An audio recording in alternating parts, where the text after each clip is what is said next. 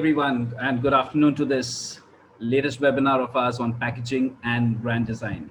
We've got an enthusiastic and innovative panel, like always, with us, starting from DJ Dhananjay Balodi, who is the CEO of NCEP Premedia. Thanks, DJ, for supporting us. Welcome. We've Happy got to be here. Sudarshan Kulur as well, who's the VP Marketing and Innovations from Trigon Digipack, representing HP. Sudarshan, Thank you. Thank you. to have you on the panel. Yeah. We've got Priyanka Bhatia, who's the Assistant Category Manager, Buying and Merchandising from Big Basket. So it's a first for her as well on the panel. Welcome, Priyanka. Thank you. We've got Sukhdev Singh Saini ji, the packaging lead from Colgate Palmolive. It's great to have you, Sukhdev ji. Hi, everybody. Thank you. And we are just awaiting for Mr. Harshavardhan Chauhan, who's the VP Marketing and Omnichannel for Spencer's Retail and Nature's Basket. He's going to join us in a couple of minutes. He's having a really bad sore throat. Hopefully, he should be able to speak and share his insights with all of us. So I'll let DJ to take this over. Dhananjay, if you could guide the session, please. Yeah. Thanks, Vicky, and very warm welcome to all of you here. I've got an interesting set of panelists out here, and we're going to be talking about branding and design in the context of retail, packaging. We've got a panel, and Vicky's already done the introductions, but what I'd like to do is basically give each of you about 30 seconds to kind of talk about yourself, your backgrounds, what you do exactly. Sukhdev, if you could just get us started on that, give us a bit of perspective in terms of what you do at Colgate Palmolive, and some bit of a background about yourself. Thank you, DJ. So I have been, I can say, a student of packaging for almost now 2 decades now, and I think that's what I think is the life and heart what I feel of the entire packaging, graphics, design. That's what we work on, and I am currently the lead of Colgate Palmolive packaging team, wherein we work on the entire engineering part, the material side, the design part. So our team takes end-to-end care of the entire packaging, and it's for all the categories: oral care, personal care, and some certain bit of home care as well. We're starting to work on that. Other than that, my previous experience, I was working with Unilever, GlaxoSmithKline, and General Mills. So that's something about me, and I'm happy to join today with the elite panelists. And I think I like to learn more about my favorite topic, which is packaging and design. So looking forward to contribute as well. Thank you. Welcome. Priyanka, could you talk us a bit about yourself, please? Sure. So I'm part of the gourmet private label team at Big Basket, essentially taking care of new product development for a lot of gourmet categories such as confectionery, culinary categories, a bit of healthy cooking and snacking as well. And slowly moving into also a role of on-site marketing and social media and influencer marketing for private label brands as well. Been doing that for about a couple of years now, and really looking forward to learning a lot. This is the first time I've had a chance to be on a panel at CMPL. However, I've attended quite a few of these webinars, courtesy my team and Vicky. So really looking forward to learning a lot this session. Thank you. Great to have you here. And Sudarshan? Yeah, very good afternoon to everybody, and thanks Vicky and thanks DJ for this opportunity. Quickly about Trigon Digipack, as the name says, we are a digital packaging company. And in one word, I will say, we don't say anybody that we can't do. We do everything what comes our way. So that's the tagline we work upon, and we work upon from the ideation to the product launch. We do everything possible for customers to serve their end users. So at Trigon, we are equipped with all the systems under one roof. So that is again a power which digital print can make a difference with. That's about Trigon. So, and about my personal career, I'm a BTech printing engineer. Worked in different companies like printing inks, self-adhesive material for Avery Dennison. I was with DuPont for around 8 years handling Tyvek. And then I was with Avery again, and have handled primary and secondary packaging materials. And finally, I'm here to make our use of it and make a different package for the customers. Thank you. Wonderful. Yeah, so great to have you here. For the benefit of the audience, just a quick 2 lines about me. So my name is Dhananjay, and I run NCEPT. NCEPT essentially is a packaging-focused agency. We work right from strategy and conception of new packaging down to implementation. We also work with a number of retailers as well as mass brands across various markets, both in India as well as abroad. It'd be great to kind of share some of our own experiences and perspectives, and also kind of understand perspectives from the brand owner side, represented by Priyanka. Harsh should be joining us shortly, and also from the technical aspects of packaging. Sukhdev brings a lot of experience in that space. So packaging is a pretty comprehensive, very broad subject, and it's got multiple dimensions to it. There's the consumer understanding and the brand strategy dimension. There is the pack execution dimension in terms of the graphics and the structure, materials, and things like that. The manufacturing dimension to it.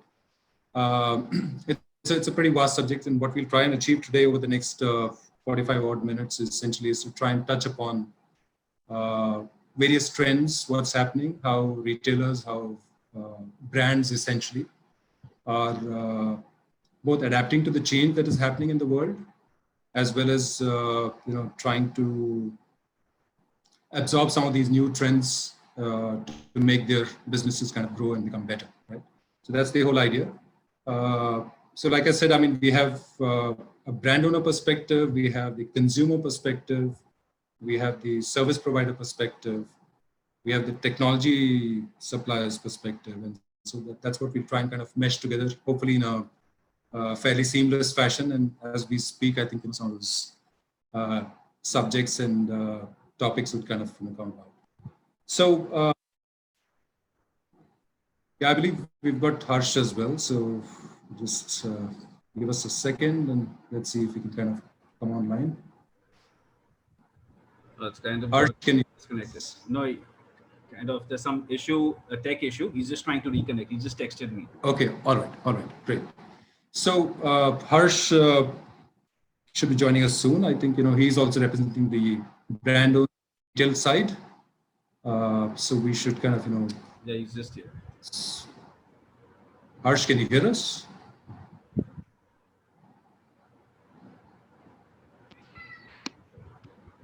There we can see him now.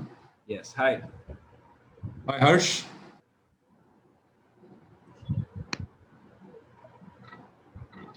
I don't think we're able to hear you yet. Let me just quickly muted. Just give us a moment, audience. Let's kind of try and see if.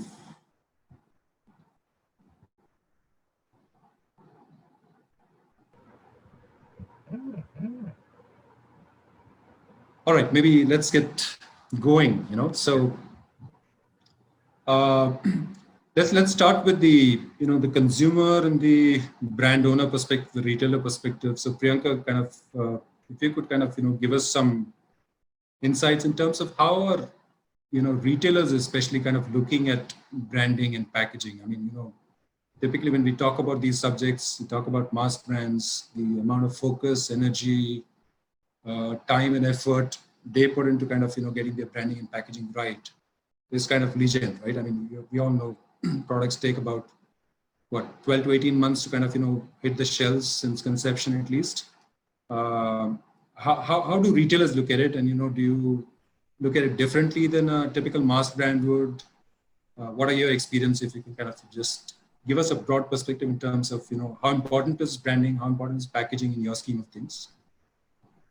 I think the process would largely be the same for us, even as retailers, but perhaps at least at Big Basket, I think the timelines are a little shorter considering the way the consumption trends tend to sort of waver. And so typically it would be about 2 to 3 months, maybe maximum, for us to turn around. Mm-hmm. And so in that timeline, I think the major chunk of timeline is really divided spent on, one is the product development at the core itself, which is where we start. And the other half really tends to be the branding overall.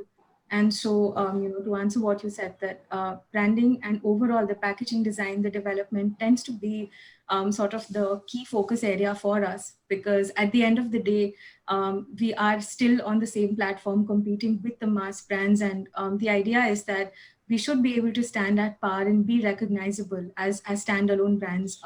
Because now I think with the whole wave of e-commerce consumers coming in, there's no really, there's no need for us to only look at white labeling per se. We've moved on to really developing our brand identities.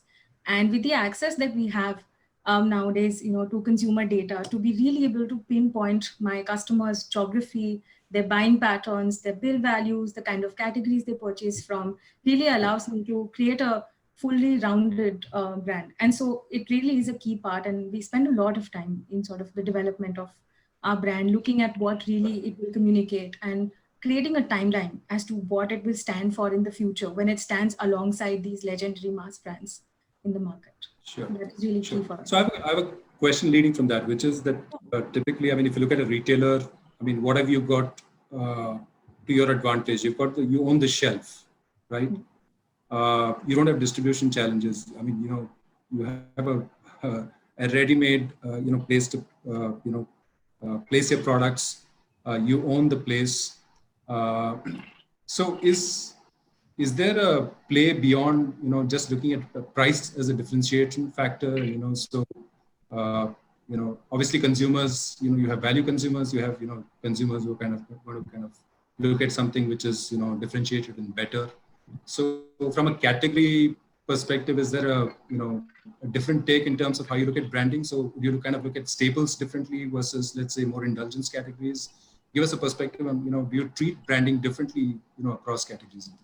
Yes. To answer that directly, yes, we look at branding very differently from staples to more indulgence or more caregiving sort of categories, for sure.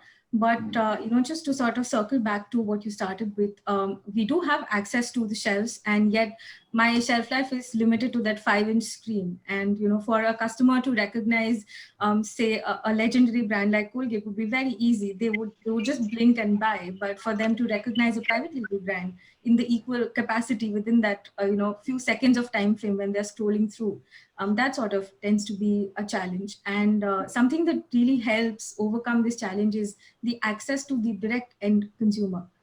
I have sort of a rough profile of customers. I know that this is the geography, this is the approx frequency of their buying, these are the usual categories they purchase from, these are the kind of products they're looking at. And so for me to build a persona about my customer, to really know them well, and in some cases to really interact with them, engage with them when we have a lot of forums, they submit their recipes, especially for food categories. Customers come back with, sorry, is Harshvardhan saying something?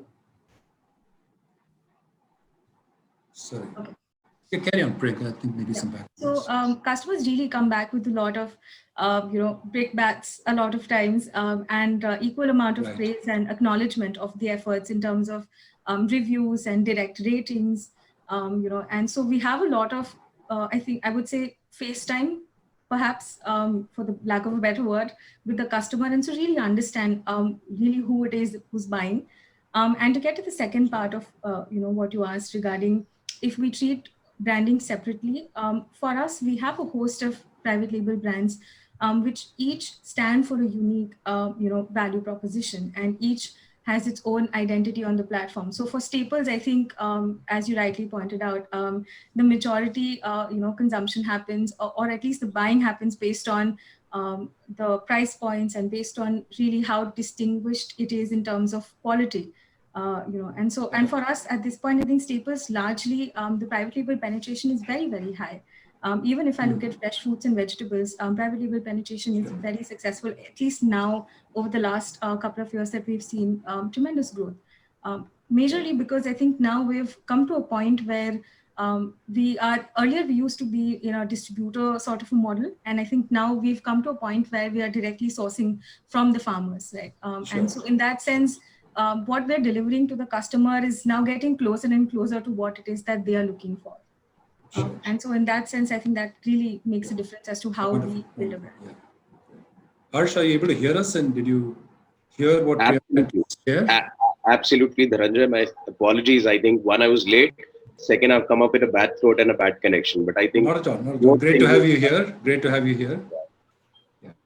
So great. just to kind of get you into the conversation straight away, Harsh, I think we've your introduction. I think you you don't need introduction. Just for the benefit of viewers, Harsh kind of is vice president of marketing for Spencer's Retail, one of the largest, most established, very long-standing retail companies in the country.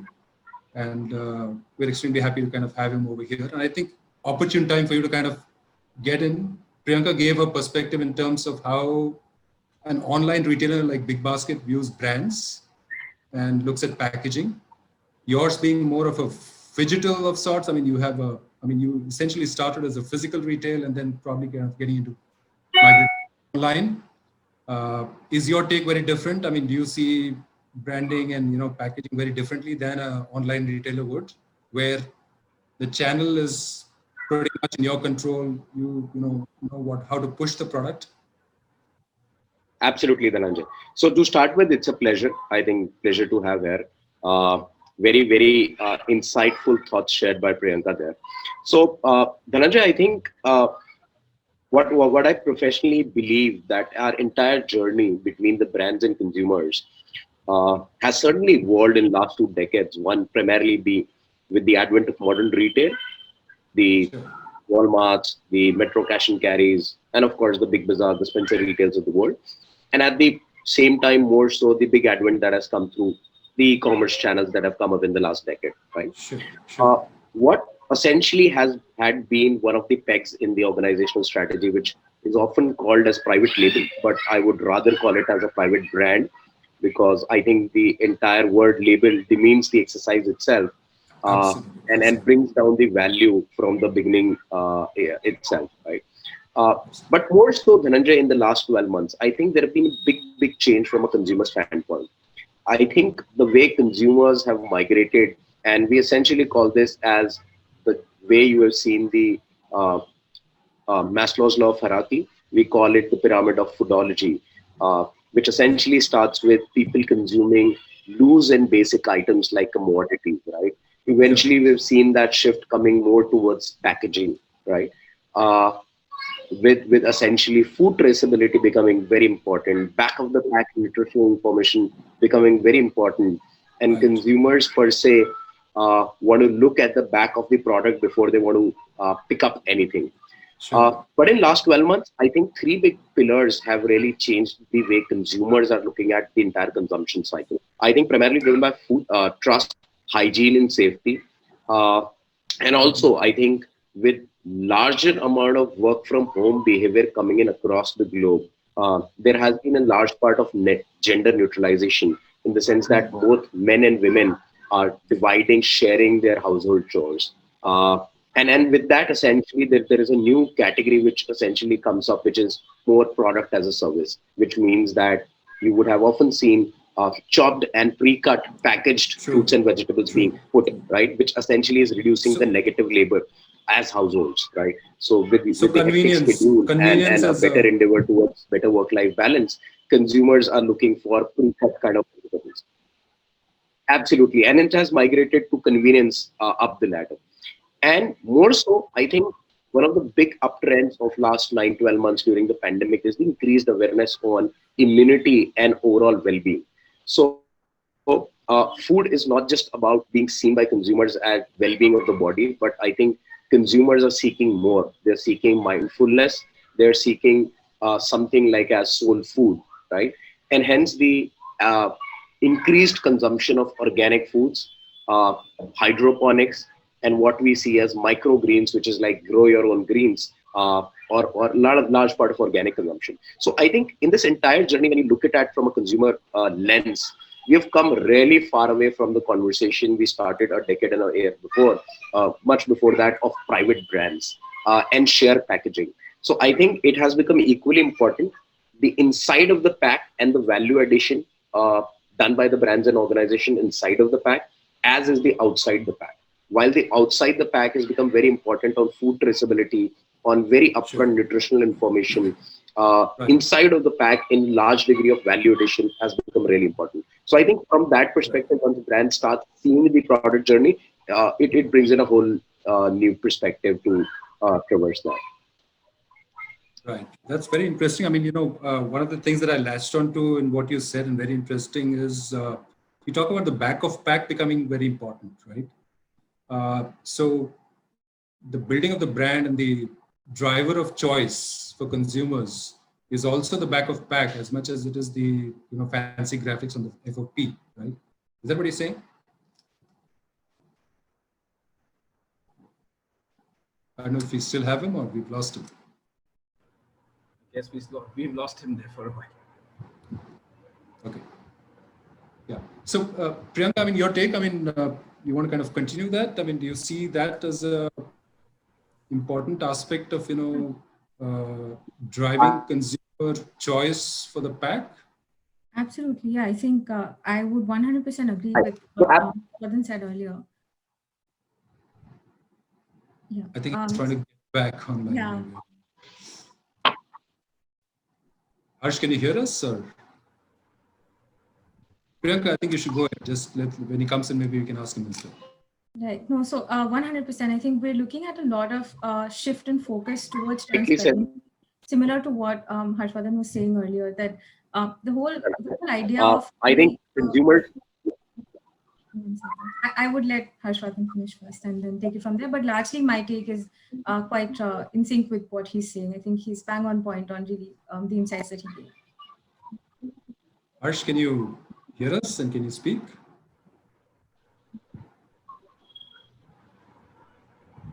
Yes, I can.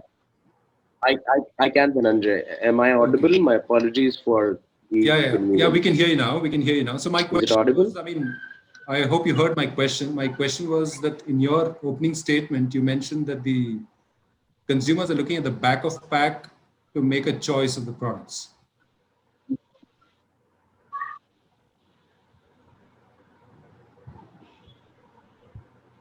So really bad connection. Yeah, it looks like I think we're kind of losing it. Yeah. All right, so let's, Sukhdev, if you're there, we've lost his video, but I hope he's there. Sure. Sukhdev is here. Absolutely, Dhananjay. I think the back of the pack, yeah. Yeah, please go ahead. Go ahead, Harsh.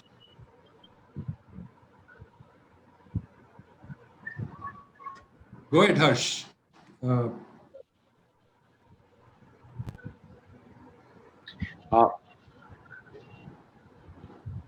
Sorry, we seem to be having some tech glitches, but Harsh, as soon as you're back, you can just signal. It's a network glitch, I think.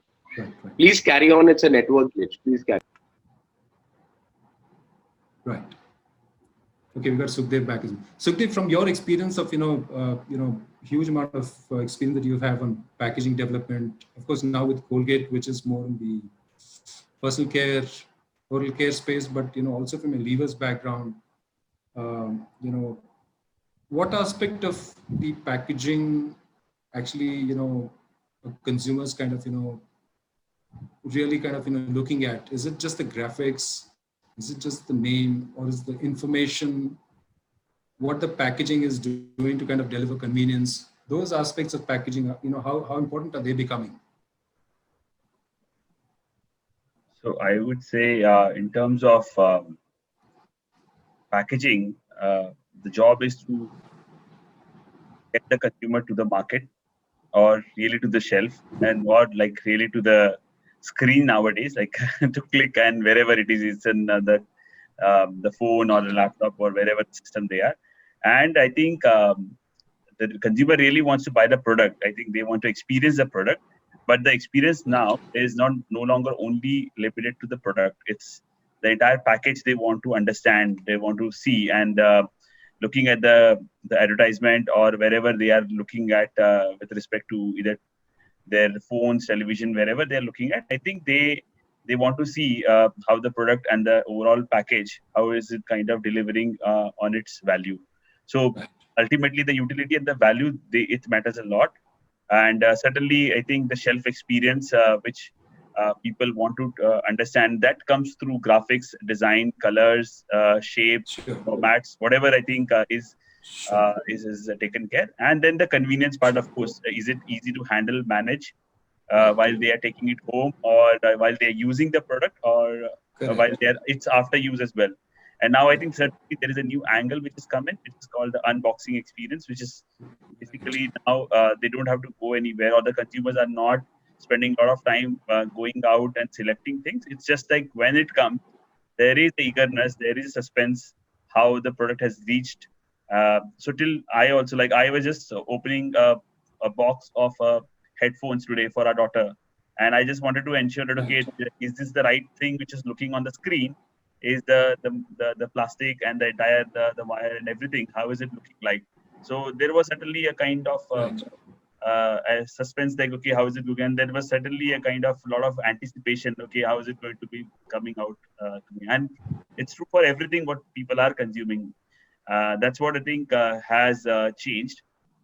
And I would say it is going to further get a lot of traction in terms of engagement. So India, I would say, is still far behind in terms of say the reality, the engagements to different apps, the QR codes.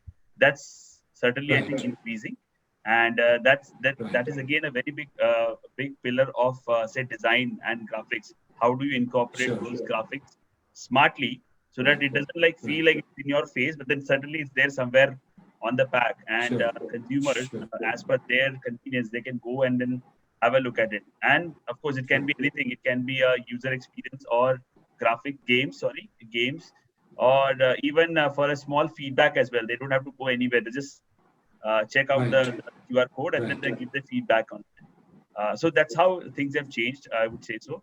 And we are expecting some bigger, better things now with this changing scenario on everyday basis. And certainly I would say in terms of our role, in terms of when we design our pack, with the entire perspective, I think this has become even more challenging. Earlier it was pretty easier. We don't have to think more about it. It's just reaching from place A to place B was one of our major objectives. But right now that's something we no longer only seen as a kind of objective. It's like plus. It's now A, B, C, D. I don't know where it is going to end, but then that's true. challenge for all of us. That's interesting you say that, because that's what I was about to ask. I mean, so there's a functional role of packaging, which is essentially to be the carrier of the product. But now I think it's kind of, evolving into more of an experiential thing. It needs to kind of drive convenience. It needs to kind of cue into the values of the consumer, which is, people are getting more environmentally conscious. People are getting more, like Harsh alluded to, basically convenience as a big driving factor. How do I use it? How do I kind of repack it? How do I store it?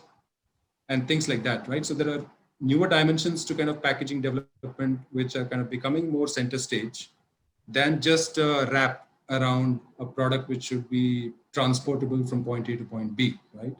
So that's the thing. So that's interesting. So on that perspective, Sukhdev, I mean, our companies actually kind of, because that obviously means adding costs, or does it? It depends how you look at it. If it's like not adding costs directly, it's like, I would say, adding value, and it encompasses the perspective. I think it's not no longer the kind of value we were looking at earlier, like only adding cost and all. It's an essential thing right now. So as you mentioned, it's no longer only the functional things which are which we want to have. It's more than that. So any product, any packaging which has got, say, 100 good reviews is also seen as a kind of people directly nowadays. We don't have time to kind of check on that, but then everybody has time to just write one single liner on the review on the product and all everything. So earlier we used to write letters and all everything, long emails on the feedback of the pack. Today it's very easy. You go to some of the website where you bought the product, you just go and then simply write 3 sentences. That's what we are seeing nowadays. Like people, they love the product, they write it, they hate the product, or there are suggestions. We get to know the reviews within quick time. And I think so we have been like facing challenges on that as well. Like immediately we come to know whether the consumers are liking it or not liking it. We don't have to wait, or we don't have to talk to anybody to understand that. So I would say this is more of an investment to understand and we get closer to the consumer. That's how I would put it. Wonderful. Great. Yeah, so let's try and see what are the other from a technology perspective, kind of enabling this whole packaging to be kind of executed better. Sudarshan, I think you represent Hewlett Packard, which is at the forefront of some of these technologies as far as digital technologies into packaging execution and things like that. I mean, so are you seeing a trend in terms of certain types of brands kind of adopting more of these tools and techniques to kind of bring out packaging faster? What's the benefit essentially? Thank you, Janil, for the question. What I have heard from Priyanka, Harsh, and even from Sukhdev, so the launch time has become shorter. So the launch time has become 2 to 3 months. Right. So that's where the power of digital comes. So what is the power? What is the power we say? We say is the power about imagining the product substrate. Digital can take it up from 12 microns to 450 microns. That's the widest range we can work upon. Mm-hmm. And very, very near to the buyer's or the manufacturer's heart is there is no minimum order quantity to be manufactured. So digital is all about no NOQs. Right. So that's where you can at least do the prototyping till the final artwork is been made and has been approved by the brand as well as the other team and go for a production. So that's a huge liberty. You don't have to prepare cylinders, cut cylinders, prepare plates. True. Everything has been taken out. Till the last point, as Priyanka was referring, if the product is not been liked or as a kind of a review, so they can even go and change the formulation and same can be represented in the packaging. So I think that's a huge power of getting the product ready before it is been challenged by anybody, taking care of all these things. And about the SKUs, generally the product line, what Priyanka is talking about, there are SKUs which are in normal. So generally people try to make one either of the SKUs to see how it looks. But digital gives them a power to get all the SKUs ready. And they can put it in front of them and then they can know how each other complements or becomes an kind of a barrier in between promotion. And at the same time, digital gives power to print with fluorescent inks, with metallics, and as Harsha told about the track and trace. So you can incorporate the track and trace material or kind of an aspect right from the designing. So you don't have to worry. Your product is already being taken in a way that it has been having that aspect of track and trace. And about getting the timelines, as all the panelists say. So want it now is kind of an approach these times all the manufacturers who are demanding. Then second is time to market. As she said, from 12 to 18 months, we have now on 2 to 3 months. So you can see really the timeline has launched, and the first mover advantage to the guy who can launch various products in a stipulated timeline. That's where digital can help. Right. So these are very kind of an aspects where I have explained about designing, I have explained about production, I have explained about liberty to change it at the 11th hour. So overall, it gives a kind of an tool for a brand to look at the product reviews in test marketing, keep the product changing before the launch, and take the advantage. So I think that's a basic thing which digital packaging takes care of. Yeah, thank you. Great. Yeah, I think that's an important point you're making, because one of the challenges in today's times essentially is this whole go-to-market, the agility with which we need to kind of move. Priyanka spoke about consumer, behaviors kind of altering all the time. New products being launched at warp speed. There are a lot of digital-only brands now, right? I mean, so we're not just talking about the mass brands or your private label, private brands from retailers, but there's now a host of digital-only brands, right? So, so you have this whole new ecosystem emerging where the whole competitive set is becoming so much more complex, so much more competitive, that you can't anymore afford to kind of have an 18-month idea to media kind of timeline, right? Yeah. So to market and go to market and all those essential aspects are very, very critical for. Yeah, Dhananjay, just wanted to add one point. As we talk about different SKUs launching the product across different geographies. So generally the issue is that people do the launch at one geography and then the scale up happens throughout the geographies. Digital packaging, you can launch the product in the same time with all geographies with all different aspects. So that's again a very huge advantage. You can personalize the product before you launch. Right. At the time you personalize, then you do variable data. You can even incorporate anti-counterfeit aspects if your product is of that kind. So that becomes the power where you can load the product with all these aspects where you should not think of them when the product is in market. And as Sukhdevi said, it is not A to B now. So it is moving up from different stages.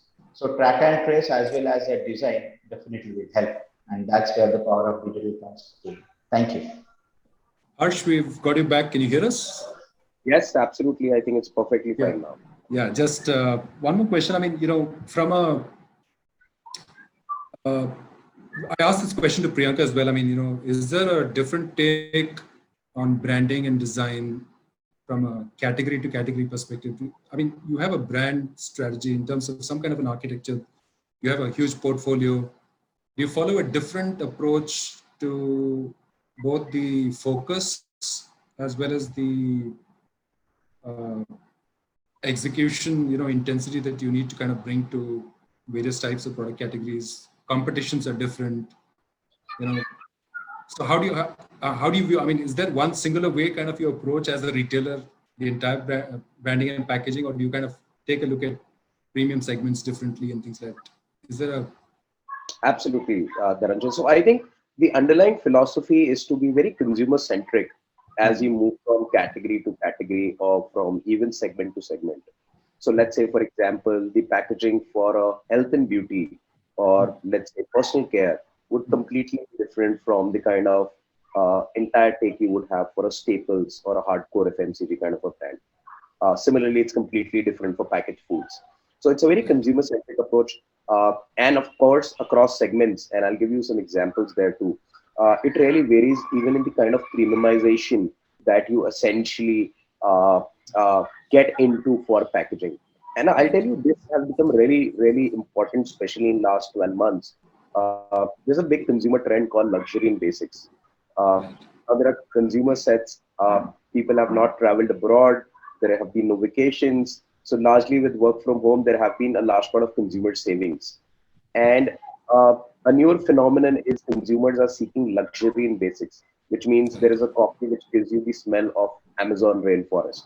Now, if that's the kind of positioning of that particular product, you can imagine the kind of packaging it would undergo, because the consumers are not just looking from the product in terms of just the consumption, but I think the experience cycle is much before pre-purchase and post-purchase.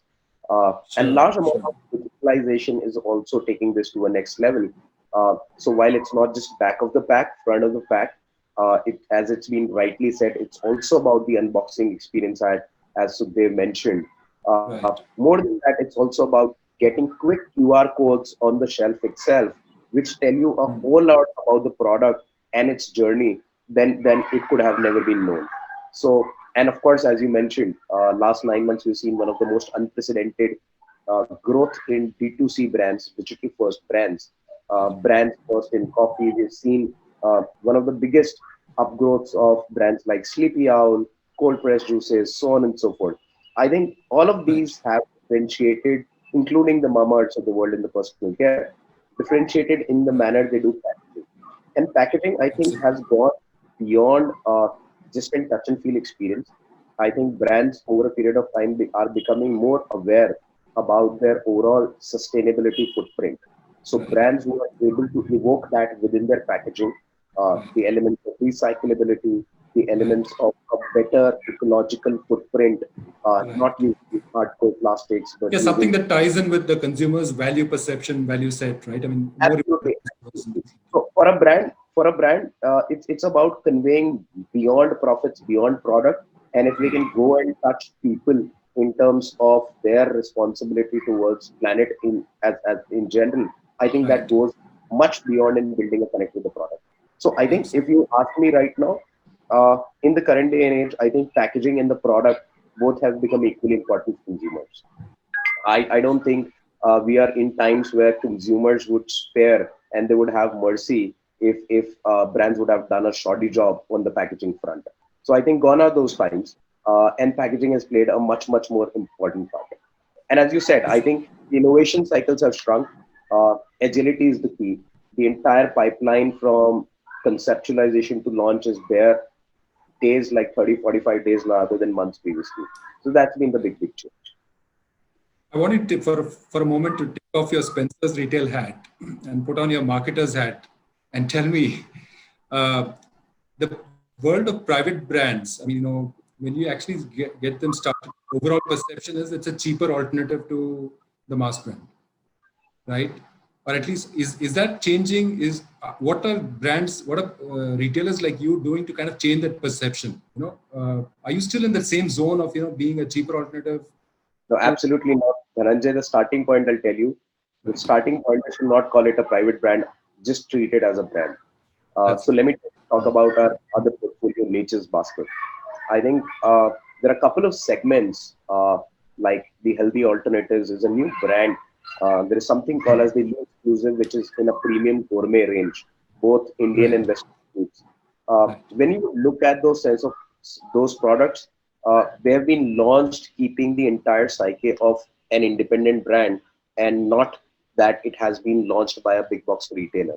So I think by that you open up to a very organic business stream where it has its own go-to-market strategy and you're open to expanding that product to other part of the retail ecosystem also. So from that standpoint, I think when you say that consumers would also perceive you as a cheaper alternative, and that's been the strategy. That's how we have learned the private brand strategy from the Western retail playbook, saying that you go to a shelf, put in certain products which are of higher gross margins, where you've done backward integration, and if something good sells by a national brand, maybe if you're adjacent and they are not available, you'll get picked up. So I think that was more of a flanking strategy. The core shift is it's part of a core strategy now rather than a flanking strategy. So you conceptualize and introduce brands which would deliver a higher revenue stream organically and would not just act as substitutes. So I think fundamentally there is a big shift there. So, I mean, what brands come to your mind today, Priyanka? I mean, again, asking you as a marketing professional, not just, don't tell me, give me the big basket spiel, but tell me, are there brands that originated from a retailer which are now kind of taking on a mass brand kind of status in the market? Yeah, I think there's enough examples and more, but I might still do something you're not asking me to do, and I'll loop it back to some of Big Basket's private label brands as well, only because it really ties perfectly well to what Harshvardhan and you've been discussing so far. Just one more point to what was discussed earlier as well. I think if used smartly, right, packaging tends to be a great tool to even educate customers about niche product categories. This is something we've tried and it sort of has really worked for us very recently, where just adding a small QR code, as Sukhdev said earlier, really helps customer connect as to where is this product coming from? What am I supposed to do with it now that I've bought it? It looks great. It's well priced. It's well within my regular purchase budget. And so I've bought it, but what do I do with this? Do I really like this? How do I feel about this product and so forth? For them to really land to a place where we can explain to them, this is how the product was created. This is the idea behind why we're bringing this to you in the market. And this is what you can and cannot do with it. Like, for example, if you take any of the brands that we have at BB, I could take an example of, say, Happy Chef. And we recently launched a very niche range of frozen pizzas, something that we learned from the Western retailers who've been doing it for years and years. And one small tweak of adding a QR code and teaching the customer that this is how you can make it in your home tawas. Even if you don't have an oven, this is how you can make it on your tawa. Really sort of bridges the gap or the distance between a gourmet brand and a regular household customers. We tend to really have a lot of penetration in categories of household customers. And in that sense, that really connects the brands. even if I take an example of organic brand, something that we discussed earlier as well, the communication to the customer, actually bringing the information from the back right to the front of the pack by telling them that this product is made with fair farming practices, right? That if I'm handing you a bottle of ghee, then all the cows that went behind this really were taken care of, and this is how you can see the journey. This is my farm. These are the activities that I take care of. This is the quality of milk I'm using to produce this final result, and to really gain that trust that this is as good as a ghee that you would make at home for your family. So if you use packaging carefully and you brand your entire product experience around what the customer is expecting or may not even be aware, but they're expecting from the experience of the product, it really bridges the gap between, and sort of, let's just say that, like Harshvardhan said earlier, right? For a customer, there's no difference between a private label brand and a mass brand. Of course, there are a lot of legendary brands that they see elsewhere as well on different parts of the retail ecosystem. But when they interact on an app, it's really all the products placed next to each other. So if my brand speaks to them, speaks to what they're looking for, it tends to sway them in our direction. So in that sense, that's very insightful. Very, very insightful, Priyanka. Thanks. I want to bring Sukhdev back into the conversation. Sukhdev, so just in your particular category, I mean, as Colgate, Palmolive, I mean, if you look at the personal care category, let's say you take an example of Gillette versus the Bombay Shaving Company, and what Bombay Shaving Company has done to disrupt the market and kind of, maybe upscale the premium quotient in an everyday product like a razor or whatever it is, right? So if you go online, a Bombay Shaving Company shaving foam costs probably kind of much more than a typical Gillette shaving foam. Although Gillette is a 100-plus-year-old brand. So what's happening over there? Are you seeing something similar happening to Colgate Palmolive, where upstarts are coming up with something completely different? Is their branding and packaging kind of playing that role to kind of make them more appealing to the youth? What's actually happening, and what is how important are you seeing that as a trend? Yeah. So you brought some good examples, and I think we're seeing that in a lot of the other categories, markets. There was a mention about the new other companies like Mamaearth and other organizations which have completely revolutionized the segment in different forms, and in each category. And even if to talk about delivery itself has changed. The kind of how we order things and all, everything has changed. Right. So in that context, yes. People who are willing to kind of experiment, they want to go ahead and then learn on the go. I think they are rewarded, I think, by the consumers, and they are not afraid of pivoting. Failure also. Yes, and so they are ready to pivot and again go on with the journey, and that's what I think. Right. Moving with that agility, that's what I think is the new mantra. Correct. Everybody is incorporating that we don't have to really get the best product out there. It's I think the MVP which matters now. I think the most viable products are like whatever it is there, let's go out, let's try it out. It may fail, it may not completely get the consumer's expectation, might meet the consumer's expectation, but that's fine, I think so. So as far as like it is kind of ticking some of the boxes, not all of them. That's what is required. So definitely all the organizations, they are thinking in this direction. And certainly I think it takes a lot of time for elephants to move, and rather the smaller animals, they are slightly swifter, I would say so. So I think, it takes time, but then certainly in this space, I think I would say so that a lot of bigger organizations, they are also experimenting, and they are also, and in the last 1 year, definitely I think has taught us a lot of lessons in innovation, agility, and everybody has experimented. And I can say that we also were not very far behind. We also went out. We were all like given a freedom to kind of experiment with our own zones, and we delivered that. So that's how I think things will change. And I think these are things which are here to stay. And we will see more coming from bigger companies. They will not wait and watch for the smaller organizations to get to experiment. I think we'll see experiments from everywhere. Right. So Harsh, on that point about having more agility because you're a kind of a retailer or you're a smaller brand vis-a-vis a Colgate Palmolive or a Kellogg's or a or a Levers, is that still an advantage for large Or do you kind of see that diluting as you kind of grow and, start to think of yourself as a big brand? Know what I'm saying? Absolutely. You become more careful, or you kind of still have the... No, so I'll tell you, I think the realizations in last, and pandemic has been a great silver lining in terms of the overall learning curve of the industry going up. I think as brands, you've realized that as a very truly connected strategy, the efficiency frontiers of the existing set of players, the major FMCG retailers, it's getting disrupted every single minute because of the sheer fact the way consumer behaviors are evolving.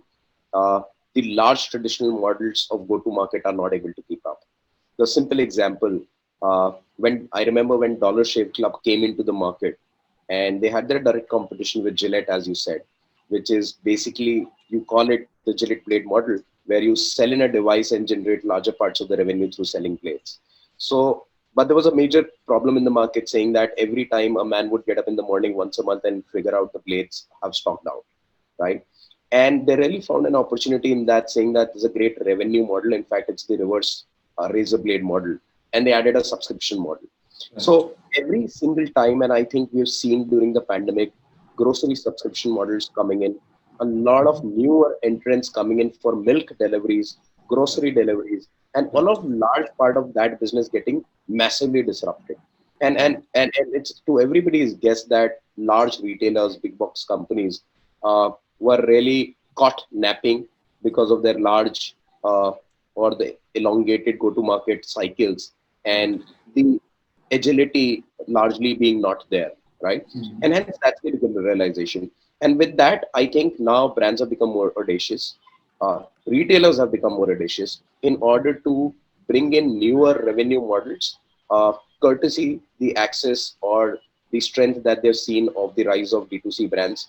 So experimentation is very quick on digital channels. You launch a product and you are able to democratize the reach to millions and millions of consumers. Your product test market cycle is very short, right? So I think a couple of things that I have experienced as part of the Spencer's retail journey also. I think during pandemic times, a large part of disruptions happened when we had to launch our own products, looking at the long cycle of a lot of large companies. So whether it is fresh bakery products, a lot of products within sanitization health range, which we thought that it would take a long time for the normal supply chain disruption to get better. And so we had to take it hands-on and do it on our own. Similarly, within the grocery subscription model, I think that's something that we had built in on our own. So I think the idea essentially is coming from a very consumer-centric approach, saying that the idea is to fill that piece where the market is broken. And if, as a brand, you find that there is a consumer value proposition, which is the need of the hour, you try and go and fill that gap. So I think the idea is to consistently up your game in a more stronger CVP, continue to build a higher competitive advantage. And I think the reliance on the larger ecosystem, or let me call it the traditional retail, is consistently going down, both at the brand's end to be audacious to experiment, and also the acceptability at consumers' end. And I think how courteous and generous the consumers have been in last 12 months to be able to consume regional brands, local brands with equal interest and equal fervor as they have done national brands for all these years. So that's been a tremendous change even on the consumer standpoint. So that's I think that's kind of forced, isn't it? That's kind of forced because of availability issues. Yeah, absolutely. So yes, it would have started with disruption in supply chain and availability issues, which let me tell you, it's a larger excuse large brands give it to themselves. You know what? The reason that a local brand got sold because we were not available, right? But in hindsight, that's one of the biggest excuses you could give in. And I think with that excuse, we've seen companies as big as Kodak no more, which was the biggest imaging company in the world, right? True, and now when I think which is the biggest imaging company in the world, it's Instagram. They don't even sell a single device, but they've got the biggest pool of pictures and they monetize it like anybody's business. So I think that cycle of disruption, which is consistently pushing the industry efficiency frontiers, that's massive. And I think I don't see big, large brands, FMCG majors or otherwise, even on the retail front, that I don't find them to be non-cognizant of this big change that is happening. I think omni-channel is becoming a great strategy. I remember hearing Satya Nadella saying that at Microsoft, we've seen 3 years of digital transformation happen in 9 months. So that's phenomenal. I think so, irrespective of the size of the organizations, people are embracing the fact of a bigger change coming in.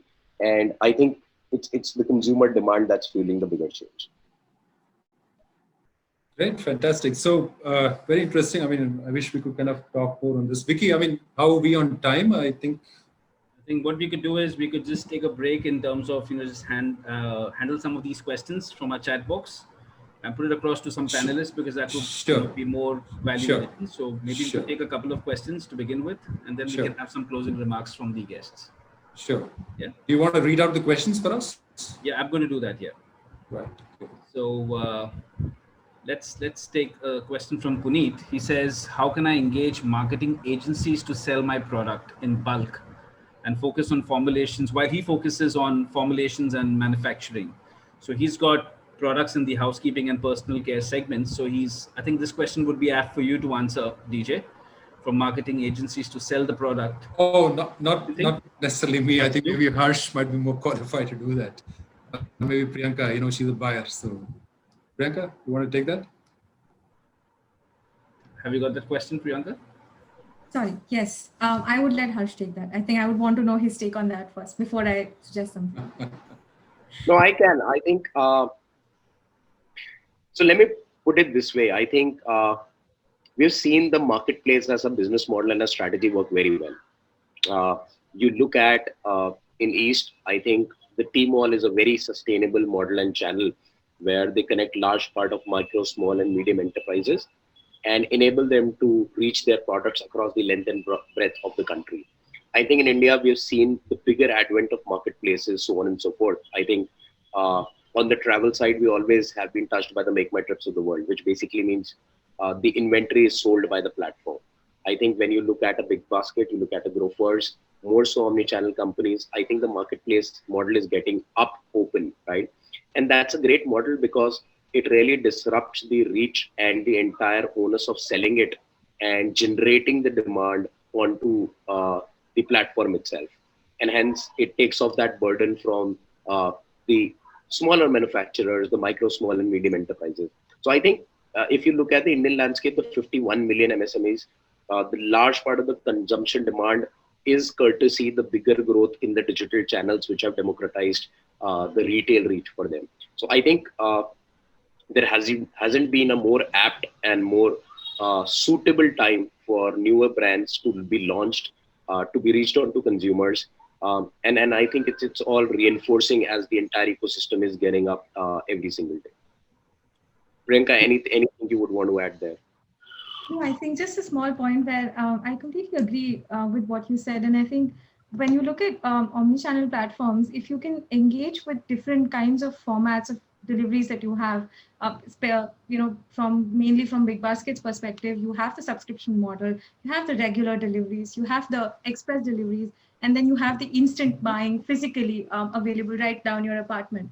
So as somebody who wants to focus only on formulation, all you have to do is be associated with a company that has multiple ways of reaching your end consumer. You can focus on the formulation. We're taking care of their apartment buildings. We're taking care of their mobile app deliveries. We're taking care of their daily milk and bread delivery. So everywhere that your product fits, as long as you are connected with the right channel partner who has multiple formats, I think that applies to both Nature's Basket as well as BB. I think that now those problems are, I think, out of your way. As long as you have a product that you believe in, I think those issues we are taking care of that. Great. Thank you. Thanks. So Puneet should reach out to both Spencer's as well as Big Basket and see who is giving the better offer. Go with him. Yeah, great. There essentially you need lesser gross margins. Yeah, we'll take the next one from Naman. This would be quite useful for the attendees as well. He's asking, what is the right stage to decide designs and packaging into a cycle of product development? So, when is the right stage? At the beginning, during the course? Anyone to take that? Yeah, maybe I can kind of... Yeah, Dhananjay, please go ahead. Yeah, if you allow me, I can give a perspective and then I'll have, the other people. Yeah, absolutely. So the way I see it, I think, design is actually, something that you kind of, conceive right up front in terms. So design is not just graphics, right? So you have a product that you want to kind of sell to the consumer. The package is the medium or, the messaging medium which goes on top, or the carrier medium which takes the product. So when you're thinking design, think of it holistically. What is it going to look like from a shape and form perspective? How are you going to kind of differentiate yourself in the market? Is it going to drive convenience for the consumer? Are you going to buy something off the shelf which is readily available pack and then slap a label on top of it? There are so many considerations. What are the costs at which you're going to sell the eventual product? Can you innovate something new on the packaging? Is there a problem that the consumers today are facing with existing product packaging of that category in the market? Can you kind of resolve that problem? So I would suggest that you kind of look at design holistically from that perspective and say, okay, packaging design, what should it achieve? What should it kind of, eventually? The fundamental goal, of course, is branding, to make sure your product is visible on the shelf, to make sure the consumers are aware of what is inside the package and why it is better and so on and so forth. But there are other aspects like Sukhdev and others spoke about, is something that you want to kind of think about right up front. Right? So how are you going to package your product? It should be part of the whole consideration set. And then what type of graphics and branding and everything comes along is probably kind of, maybe stage 2. So that's how I would suggest. If anybody agrees, disagrees, please feel free to kind of add to that. No, I would largely agree with you, Dhananjay. My addition would be just this, that as an entrepreneur, try and question that where does your competitive advantage lie, right? And you could really sway both sides of the spectrum. Let me give you an example. If you were a sanitizer manufacturer in the month of March and April, for you, I think more than the product, packaging really did not matter. And consumers have been really merciful no matter how basic the packaging is, right? But you could sway on the other end of the spectrum also, and you can try and build a strong competitive advantage through packaging itself, through a very experiential unboxing kind of a thing, if you are trying to sell something in a premium gourmet chocolate kind of a space, right? So it essentially would evolve, and Dhananjay, as you said, it would evolve on both sides of the spectrum. If you found where your competitive advantage lies in your entire CVP of your product proposition, you could start with it or you could end with it too. Thanks, Harsh. DJ, another question is about packaging design. Is it very different when we're targeting Indian markets to international markets?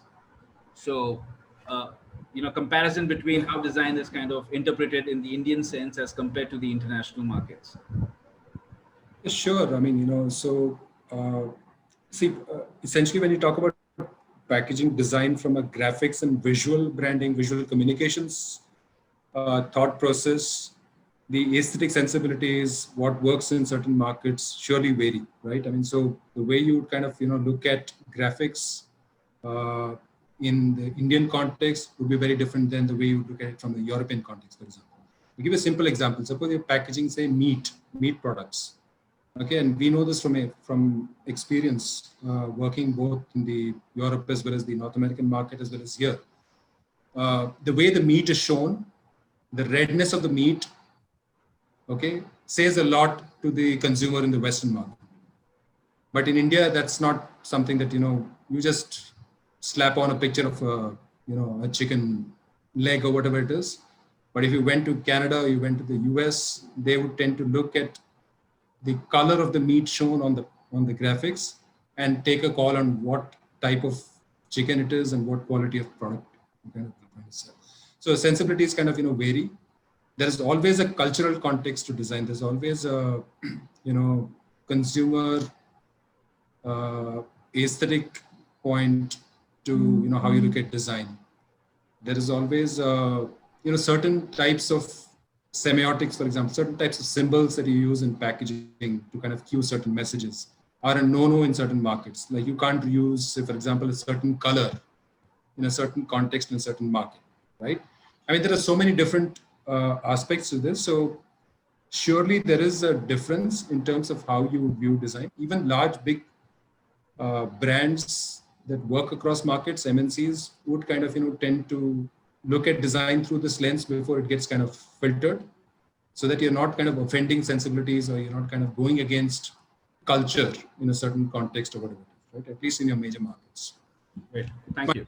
Harsh, Priyanka, if you have any thoughts on that.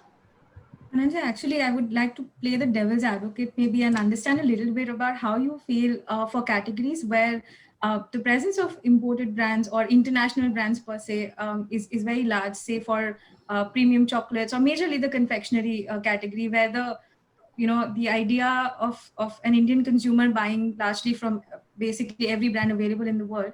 How does that, how does this whole equation happen across, confectionery sort of a category, where I know what leading brands look like. I know irrespective of their, geography or the kind of target market that they reach, even if I assume that, say, the kind of product that they deliver in different markets may vary depending on brand to brand. But largely as a chocolate buyer, for me, I know these are the brands that exist, and I might want to hold up an Indian brand to the same standard as that of what I see in other countries. Yeah, so my take on that, Priyanka, prima facie, I mean, obviously we need to kind of understand your context a little better, but as Indians, we have been introduced to the world of chocolate by the Western world, right? We know chocolate because there's a Cadbury, there's a Hershey, there's a Lindt, and so on and so forth. The consumer of chocolates, essentially, at the premium segment that you're talking about, are people who have traveled abroad, got exposed, they have seen Western designs, right? So if you want to, so the sensibilities of the Indian consumer are driven by their perception of Western brands. It's almost aspirational, right? It's aspirational, exactly. So I think you would tend to kind of look at it through the same lens as maybe a chocolatier sitting in Belgium would kind of look at designs. I want to chip in, Dhananjay, Sudarshan here. So as she has touched upon look and feel of packaging of the brands which are abroad and which we do in India. So let me proudly say we do cater the customers abroad for all these kind of products. So you can imagine the power of digital, where we can at par with the packaging what they do. So, and that's what the brand always thinks, that what am I going to look at on the shelf vis-a-vis a product which has been placed so many years back, vis-a-vis what I'm going to get. So we give that assurance that it will be not below at par or will be better than that. So that's where digital can help in a big way. Thanks, Sudarshan. Yeah, pleasure. Just the last one, from a startup point of view, approximately what's the average cost or a percentage of cost that should be kept aside for packaging?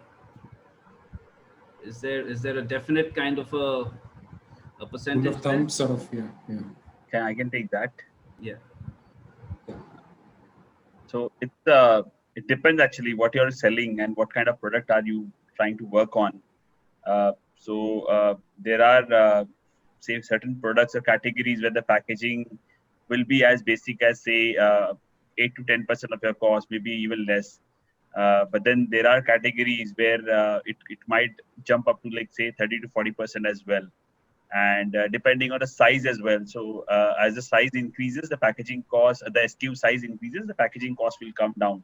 So it will really depend on what product category are we working on, and also the size, what we are working or talking about. The lower SKUs, the smaller SKUs, and the volumes, of course, will all drive up the cost. So I would say rather the good starting point would be to benchmark what other similar kind of products are doing, where are they, like what kind of packaging are they offering to the market.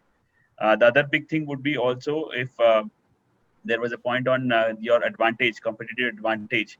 If the competitive advantage is with respect to say having an additional shelf life or additional layer of some stability or something different you are bringing on, definitely you will invest in the additional laminate.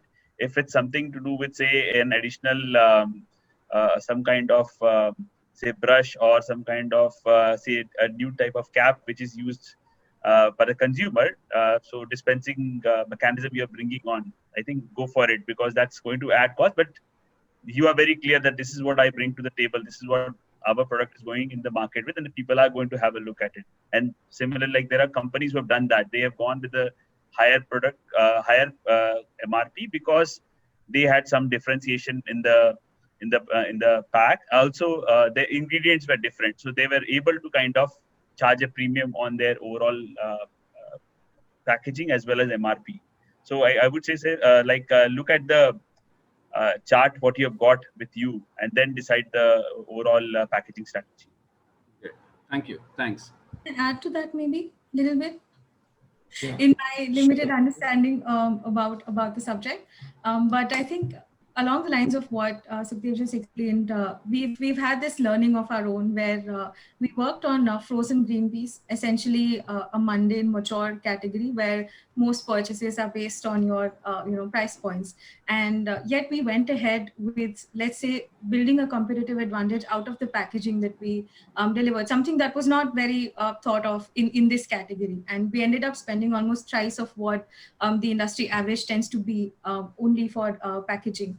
And that paid off huge dividends for us. We came out with these resealable slider Ziploc packs at a time when the standard was just to do away with the printed pillow pouch and just get the volumes going at a lower price.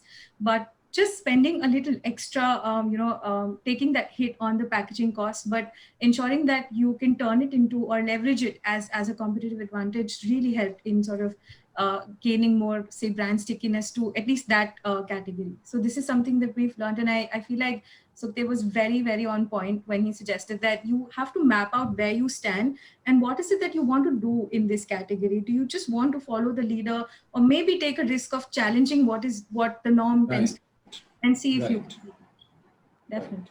Thanks, Priyanka. DJ, we'll take it, hand it over to you for the closing remarks from each of the panelists, and we'll try our best to answer some of these questions offline through our social media handles, so that the attendees can also benefit. Sure. Those questions that we didn't have time for. So yeah, over to you, DJ. Yeah, thanks, Vicky. So I think it's an hour. I think it just flew past. We're happy that Harsh could manage to stick around. Good to have you here, and thanks to all the panelists.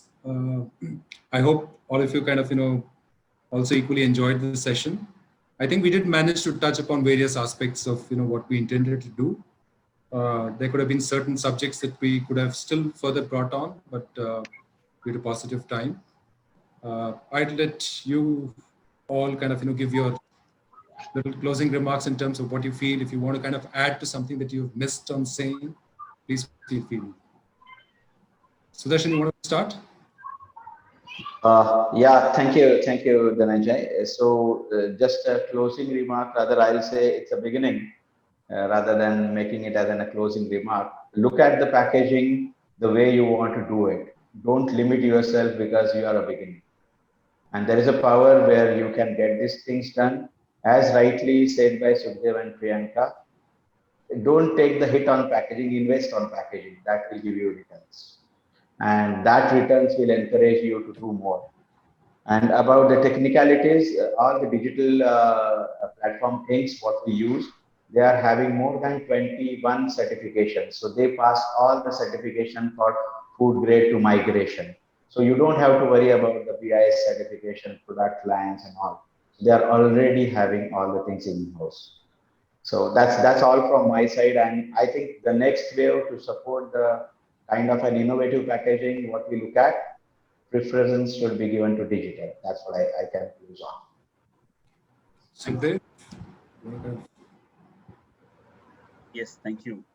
So I would say yes, thank you for a lot of insights from people and team. Thank you.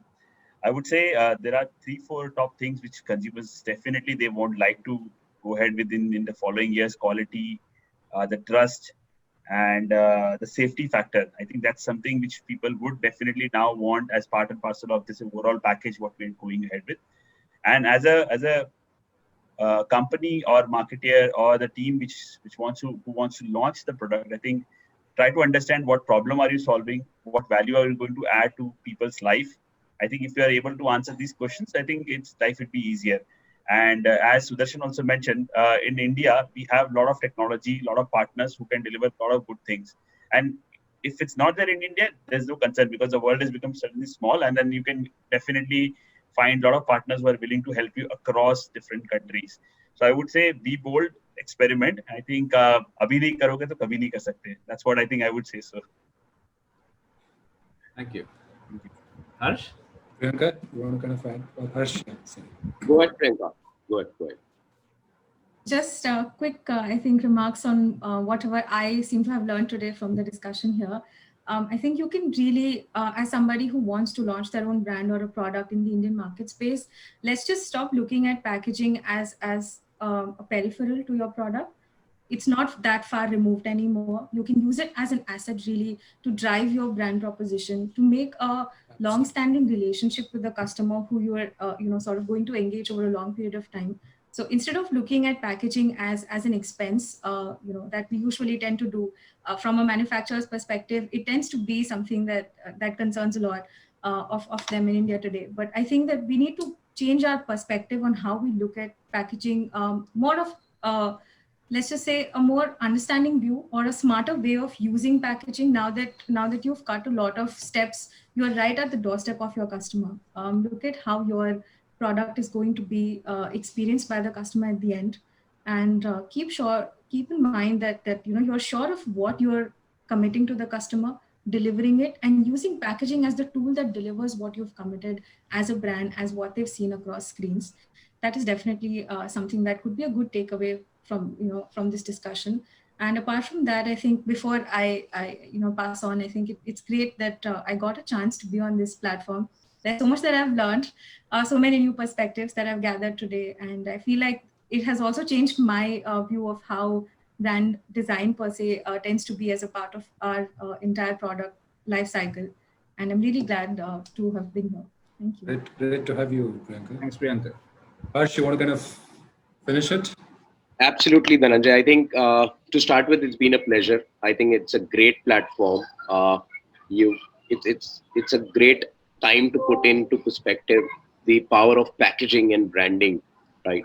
I think the way we've seen entrepreneurship grow up around us as an ecosystem growing, the importance of packaging is only to grow. As a professional and as a marketer, I truly believe that packaging has the potential to drive a large part of competitive advantage. And it can really make or break or maybe disrupt the existing incumbents. And on sheer packaging, a lot of innovations are possible. And the way a lot of consumer acquisition journey is getting migrated digitally, I think a lot of innovation cycle on the packaging front is yet to be seen, yet to be explored. I think from that standpoint, great times to be in to see the next wave of what we can do out of packaging. Leaves me excited of the enriching discussion and inputs I've seen here. Thanks a lot to you, Vicky Menzies, for taking this initiative, and Dhananjay, I think it's been a great discussion with you today. Thank you. Wonderful to have you here. I just want to kind of quickly add, so for all of us, I mean, the overarching term to define this industry is consumer packaged goods. Packaging is at the heart of everything we do, right? Correct. So I think we should not lose perspective on that. And second is, from packaging derives and builds your brand, right? At every moment of truth, whether it's pre-buying, on the shelf, post, during consumption, post-usage, packaging must play a role in your life, in the consumer's life. That's the essence of what packaging can do and the power of packaging to build your brand. And I think that's at least the philosophy that NCEP brings to the table, and that's what we kind of stand for. And wonderful to know all of you. Wonderful to speak. Thank you all very much. Thank you to the audience for being patient and for the very insightful questions. Thank you, Vicky, for organizing this, and we look forward to seeing you again sometime. Absolutely, yeah. Thank you. Thanks a lot. Thank you, Vicky. Thank you, Dhananjay. Thank you. Bye-bye. And thanks, Mr. Chauhan. Thanks for your time. Pleasure to have you all. Bye-bye. Thank you. Take care. Bye-bye.